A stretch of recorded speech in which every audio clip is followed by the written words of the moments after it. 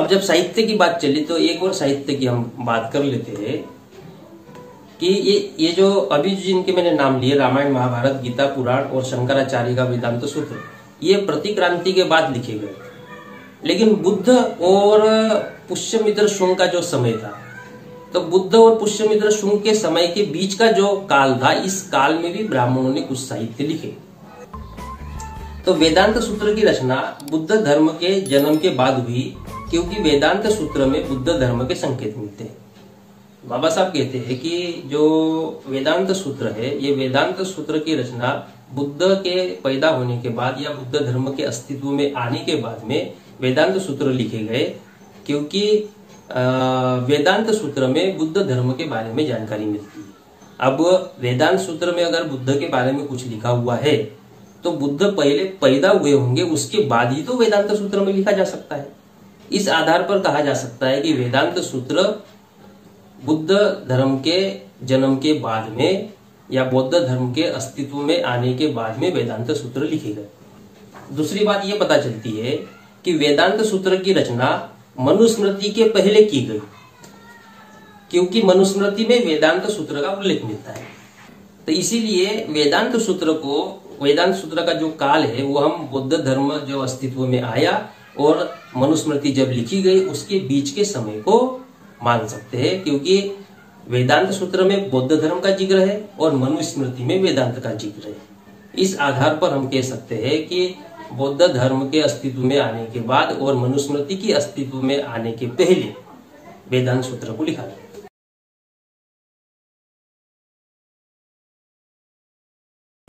वेदांत सूत्र को क्या माना जाए, अब दूसरा प्रश्न खड़ा होता है। यानी वेदांत सूत्र के बारे में विवेचना बाबा साहब कर रहे हैं कि वेदांत सूत्र को क्या माना जाए, उसे धर्मशास्त्र माना जाए या दर्शन शास्त्र माना जाए। तो बाबा साहब इस पर अपनी टिप्पणी करते और कहते हैं कि यह ना ही धर्मशास्त्र है और ना ही दर्शन शास्त्र है। वेदांत सूत्र ना ही यह धर्मशास्त्र है और ना ही दर्शन शास्त्र है, बल्कि यह दर्शन को पहले से स्थापित धर्मशास्त्र के साथ गठबंधन करने का साहित्य है। अब बाबा साहब आगे कहते हैं कि ऐसा उन्हें क्यों करना पड़ा। प्रत्येक व्यक्ति इस बात को मानेगा कि ब्राह्मणों की आजीविका का साधन कर्म कांड रहा है, इसलिए कर्म कांड से संबंधित साहित्य का व्यवस्थापन करना ब्राह्मणों के लिए आवश्यक था। बराबर है, कर्मकांड के भरोसे पेट पल रहा है तो उसकी व्यवस्था करना तो जरूरी था।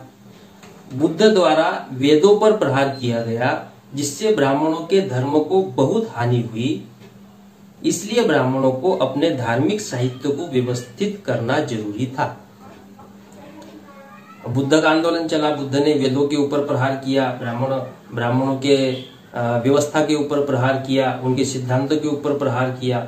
अब इतना सब प्रहार हुआ और लोगों ने जब ब्राह्मणों से कर्मकांड करवाना बंद कर दिया, तो ब्राह्मणों को अपनी जीविका चलाने के लिए अपने कर्मकांड के जो साहित्य है उसको तो बराबर अरेंज करना पड़ेगा, फिर उसका महिमा मंडन करना होगा, तब तो जीविका चलेगी।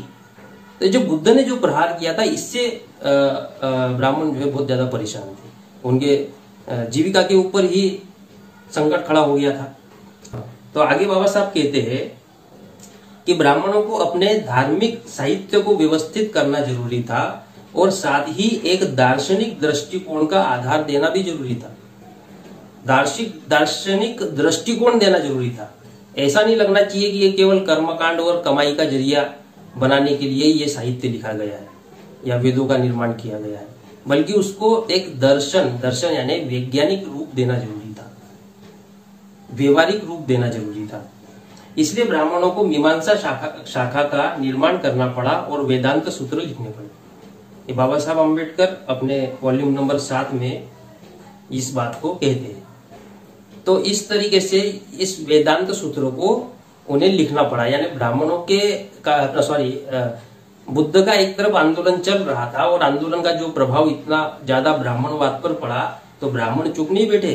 ब्राह्मणों ने अपने साहित्य का निर्माण करना शुरू किया, उस वैदिक साहित्य को संजोकर रखना शुरू किया, उसको व्यवस्थित करना शुरू किया, ताकि बुद्ध के प्रहार से वो बचे रह सके।